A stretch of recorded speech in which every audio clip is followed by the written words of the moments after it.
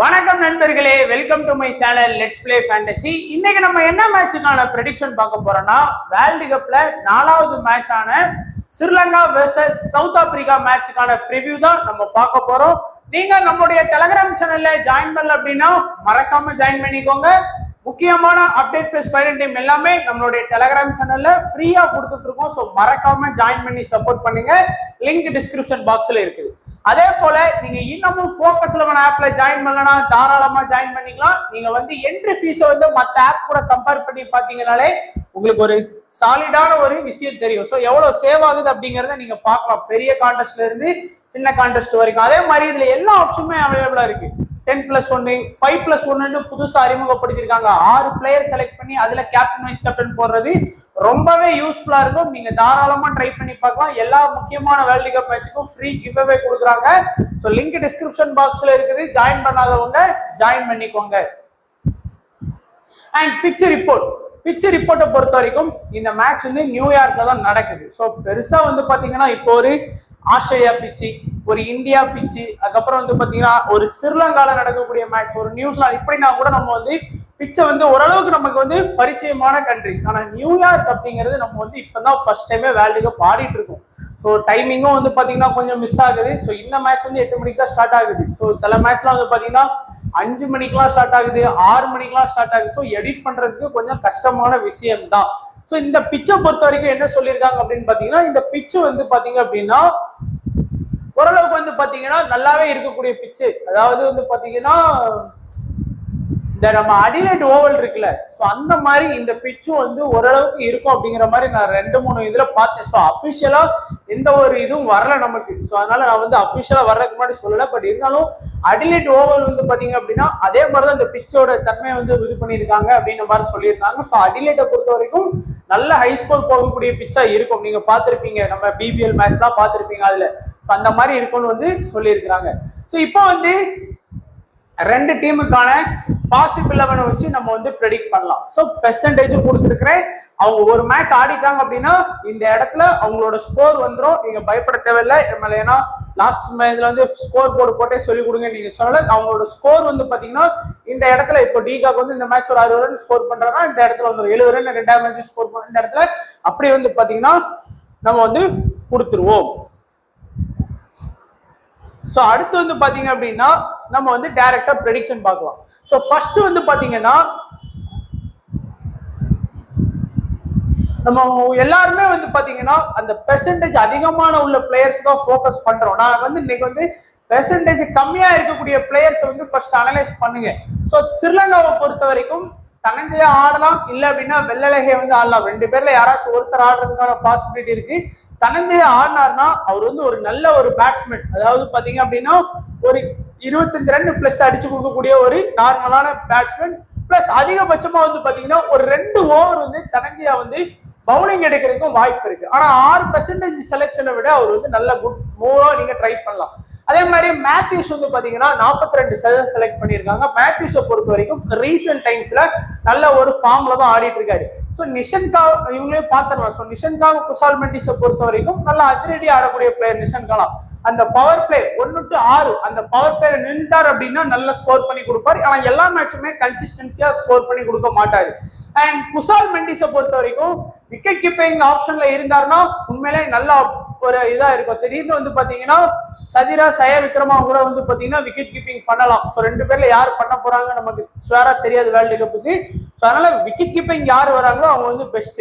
அடுத்து அசலங்கா வந்து பாத்தீங்கன்னா 18% எடுத்திருக்காங்க. பெருசா வந்து பாத்தீங்கன்னா ரீசெண்ட் டைம்ஸ்ல அவரோட ஆவரேஜே கம்மியா இருந்தது. ஒரு 2 வருஷத்துக்கு முன்னாடி எல்லாம் அசலங்கா வந்து நல்லா ஆடிட்டு இருந்தாரு. இப்போ ரீசெண்ட் டைம்ஸ்ல கொஞ்சம் ஓவரா தான் பெர்ஃபார்ம் பண்றாரு. அண்ட் சதிரா சய விக்ரமா வந்து விக்கெட் கீப்பிங் ஆப்ஷன்ல இருக்கக்கூடிய ஒரு பிளேயர். எல்லா மேட்சுமே பாத்தீங்கன்னா ஒரு 30+ ரன் ஸ்கோர் பண்ணி கொடுக்கக்கூடிய ஒரு பிளேயர் கன்சிஸ்டன்சியா. அதாவது வெறும் 9% தான் செலக்ட் பண்ணிருக்காங்க. ஆச்சரியமா இருக்கு. ரிசென்டாக 78% சய விக்ரமும் வெறும் 9. ஸோ ஈக்குவல் பாயிண்ட் வந்து வாங்கி கொடுப்பாரு. ஷனகா வந்து பாத்தீங்கன்னா 28% ஒரு ஓரளவுக்கு வந்து பாத்தீங்கன்னா பேட்டிங் பிளஸ் போலிங் ஆப்ஷன் இருக்கும். அசரங்கா ரொம்ப நாளுக்கு அப்புறம் இன்ஜுரியில இருந்து வந்து விளையாட போறாரு.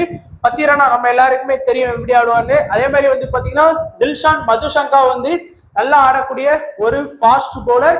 லாஸ்ட் 50 ஓவர் வேர்ல்டு கப்ல ஸ்ரீலங்காவுக்கு பெஸ்டா பெர்ஃபார்ம் பண்ணாரு. எப்படி வந்து ட்ரெண்ட் போல்ட் வந்து ஸ்டார்டிங்ல வந்து பயங்கரமா விக்கெட் எடுப்பாரோ அதே மாதிரிதான் தில்ஷன் மதுசங்காவும் லாஸ்ட் 50 ஓவர் வேர்ல்டு கப்ல வச்சு செஞ்சார். அந்த மாதிரி வந்து விக்கெட் எடுத்து கொடுத்துட்டு இருந்தாரு. அண்ட் தீக்ஷனா ஒரு மெயின் ஸ்பின்னரா இருக்கிறாரு.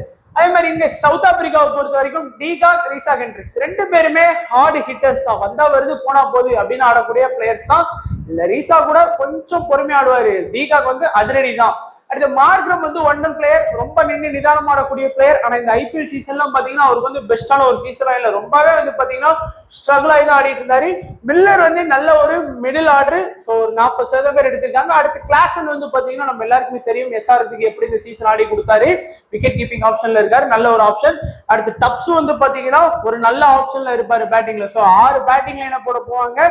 பவுலிங் வந்து பாத்தீங்கன்னா யான்சன், ஸோ 57% பேர். ஸோ யான்சன் இருக்கக்கூடிய இன்னொரு அட்வான்டேஜ் என்ன பேட்டிங் அட்வான்டேஜ்.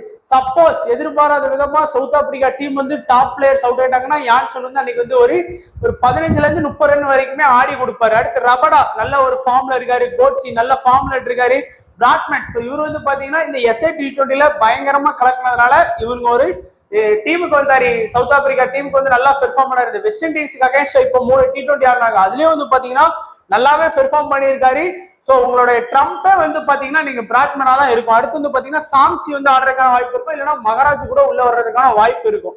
சோ நிறைய பேர் வந்து பாத்தீங்கன்னா எல்லாருமே போக்கஸ் பண்றது பவுலிங் ஆப்ஷனை பொறுத்த வரைக்கும். சோ ஃபர்ஸ்ட் வந்து பாத்தீங்கன்னா 5 பவுலிங் ஆப்ஷன் இருக்காங்க. இதுல எல்லாருமே வந்து பாருங்க யான்சன், ரபடா, கோட்ஸே தான் போக்கஸ் பண்ணிருக்காங்க. இந்த 3 பேரும் தான் பண்ணிருக்காங்க. ஆனா இந்த பிராட்மன் கூடிய பிளேயர் வந்து பாத்தீங்கன்னா நல்ல விக்கெட் டேக்கிங் எடுக்கக்கூடிய பவுலர். சோ இவர் வந்து வெறும் 3% ட்ரை பண்ணிருக்காங்க. அதிகபட்சமா மேட்ச் ஸ்டார்டிங் பிளேயிங் லெவலுக்கு வந்ததுக்கு அப்புறம் ஒரு 15% செலக்ட் பண்றாங்கன்னு வச்சுக்கோங்க. சோ நம்மளுடைய ட்ரம்ப் இன்னைக்கு இவர் தான். இவர் எடுத்து விக்கெட் ஒரு 2 விக்கெட் எடுக்கிறாரு அப்படின்னா ஸ்மால் லீக்ல ஈஸியா வின் பண்ணிடலாம். ஏற்கனவே சொன்ன மாதிரி இந்த வேர்ல்டு கப்புக்கு இந்த கான்டெஸ்ட் மட்டுமே ப்ரிப்பேர் பண்ணுங்க. நான் வந்து டெய்லி வந்து பாத்தீங்கன்னா அதை எக்ஸ்பிளைன் பண்ணாம உங்களுக்கு நான் வந்து டெலகிராம்ல வந்து அப்டேட் பண்ணிக்கிட்டே இருப்பேன். ஸோ எப்படி நம்ம மேட்ச் ஒரு 54 மேட்ச் கிட்ட இருக்கு. அதில் நம்ம மார்னிங் மேட்ச் மோஸ்டா ஸ்கிப் பண்ணிட்டு பார்த்தாலும் ஒரு 20 மேட்ச் கிட்ட வந்து கண்டிப்பா 25-30 மேட்ச் ஆட போறோம். ஸோ அதுக்கான ரிசல்ட்டை வந்து நான் வந்து உங்களுக்கு வந்து அப்டேட் பண்ணிக்கிட்டே இருக்கிறேன். ஸோ பிராட்மன் வந்து நமக்கு ஒரு ட்ரம்ப்பான பிக். அதே மாதிரி பேட்டிங் ஆப்ஷன்ல பாத்தீங்கன்னா ஒரு 6 பேர் இருக்காங்க. எல்லாருமே பாருங்க டிகாக், ரீசா, மார்க்ரம், கிளாசன், இந்த அதிகபட்சமா எல்லாருக்குமே வந்து ஓரளவுக்கு இம்பார்ட்டன்ஸ் கொடுத்துருக்காங்க. ஆனா என்ன பொறுத்த வரைக்கும் மார்க்ரம்க்கு வந்து இம்பார்ட்டன்ஸ் கொடுக்க வேணாம். ஆனா இன்னொரு சிக்கல் என்னன்னா ஐபிஎல் வச்சுட்டு நீங்க வந்து மார்க்ரம்க்கு வந்து இம்பார்ட்டன்ஸ் கொடுக்காம போங்க. ஏன்னா மார்க்ரம் வந்து 6th பவுலிங் ஆப்ஷன்ல இருக்கிறாரு ஃபார் சவுத் ஆப்பிரிக்காக்கு அவர் நல்லாவே பவுலிங் பண்ணி விக்கெட்லாம் எடுத்து கொடுத்துருக்காரு. அது ஒரு அட்வான்டேஜ் மார்க்ரம்கிட்ட இருக்கு. ஸோ அதனால நீங்க வந்து கொஞ்சம் சேஃபா போனதா மார்க்ரம், கிளாசன், டிகாக் இந்த மாதிரி கூட போய்க்கலாம். ஸோ உங்களுக்கு எனக்கு வந்து டப்ஸ் வந்து நல்ல ஃபார்ம்ல ஆடிட்டு இருந்தாரு. நம்ம டெல்லிக்கெல்லாம் பார்த்தோம் எப்படி ஆடி கொடுத்தாரு. அதனால நீங்க டப்ஸை வந்து எப்படியாச்சும் வந்து யாருக்கு பேராச்சும் எடுக்க ட்ரை பண்ணிக்கோங்க. பவுலிங் ஆப்ஷன்ல எப்படி வந்து பிராட்மன் ஒரு ட்ரம்போ, பேட்டிங் ஆப்ஷன்ல டப்ஸ் வந்து ஒரு ட்ரம்பா இருப்பாரு. மற்றபடி ஸ்ரீலங்காவை பொறுத்த வரைக்கும் பாத்தீங்கன்னா மோஸ்டா நீங்க எல்லாருமே தெரியும் ஹசரங்கா, பத்திரானா இந்த 2 பேரும் சேஃபா எல்லாருமே ட்ரை பண்ணுவாங்க. அண்ட் குசால் மெண்டிஸையும் உங்க ஆப்போனன்ட் டீம்ல நீங்க பார்க்கலாம். அதே மாதிரி நிஷன்கா, மேத்யூஸ், சதிரா. ஸோ என்ன பொறுத்த வரைக்கும் இந்த சதிரா, சய விக்ரமா இந்த பிளேயர் வந்து பாத்தீங்கன்னா உங்களுக்கு ஒரு பெஸ்ட் ட்ரம்ப் பிக்கா இருப்பாரு. எடுத்தீங்க அப்படின்னா மினிமம் ஒரு 35+ பாயிண்ட் வந்து கண்டிப்பா வாங்கி கொடுத்துருவாரு. நிஷன்காவும் வாங்கி கொடுக்க மாட்டாருன்னு சொல்லு. நிஷன்கா வாங்கி கொடுத்தாருன்னா ஒரு 45+ பாயிண்ட், ஒரு 60 பாயிண்ட் அந்த மாதிரி வாங்கி கொடுப்பாரு. ஸோ எல்லா மேட்சுமே அவரால் வாங்கி கொடுக்க முடியாது. சதீரா வந்து பாத்தீங்கன்னா எல்லா மேட்சுமே கன்சிஸ்டன்சியா 30+ பாயிண்ட் வாங்கி கொடுப்பாரு. ஸோ ஒரு நல்ல ட்ரம்ப் ஆப்ஷனா இருப்பாரு. மேத்யூஸ்க்கும் வந்து பாத்தீங்கன்னா ஒரு நல்ல ட்ரம்ப். என்ன ரீசன் பாத்தீங்கன்னா பவுலிங் வந்து நல்லாவே பண்ணிட்டு இருக்காரு மேத்யூஸ் ரீசென்ட் டைம்ஸ்ல. ஸோ அவர் வந்து இந்த 4 ட்ரம்ப்பை நீங்க கரெக்டா ஃபோக்கஸ் பண்ணீங்கன்னா பிராட்மன், டப்ஸ், மேத்யூஸ், சதீரா, ஸோ இந்த 4 பேரை கொஞ்சம் கரெக்டா ஃபோக்கஸ் பண்ணீங்கன்னா வின் பண்ணலாம். ஸோ இப்போ வந்து small league team with captain vice captain eligible வந்து நம்ம பார்க்கலாம். ஸ்மால் லீக் டீமை பொறுத்த வரைக்கும் நான் வந்து கிளேசன், ரீசா ஹெண்ட்ரிக்ஸ், டப்ஸ், ஸோ ஒரு ட்ரம்பை வந்து நான் வந்து இன்செர்ட் பண்ணியாச்சு நம்மளோட டீம்ல.